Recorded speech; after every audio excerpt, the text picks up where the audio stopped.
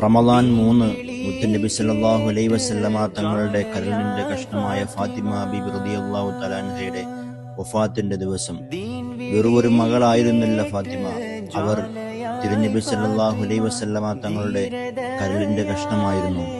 ഒരു മകളായി, ഒരു ഭാര്യയായി, ഒരു മാതാവായി, ഉമ്മത്തിനെന്നും വഴികാട്ടിയായ നക്ഷത്രമായിരുന്നു ഫാത്തിമ ബീബി റളിയല്ലാഹു തആല അൻഹ.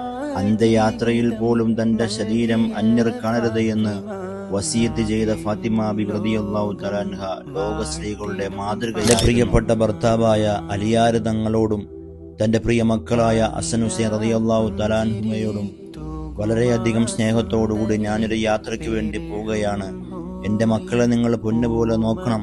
തന്റെ പ്രിയപ്പെട്ട ഭർത്താവിനോട് പൊരുത്തവും ചോദിച്ച് മരണത്തെ മുൻകൂട്ടി കണ്ടറിഞ്ഞുകൊണ്ട് മരണത്തിന് വേണ്ടി ഒരുങ്ങി എല്ലാവരോടും പൊരുത്തം ചോദിച്ചുകൊണ്ട് വിട പറഞ്ഞ പെണ്ണാണ് ഫാത്തിമ ബീബി റളിയല്ലാഹു തആല അൻഹ. അത് നമ്മുടെ ഭാര്യമാർക്കും സ്ത്രീകൾക്കും എന്നും മാതൃകയായ ഫാത്തിമ ബീബിയുടെ വഫാത്തിന്റെ ദിവസമാണ്.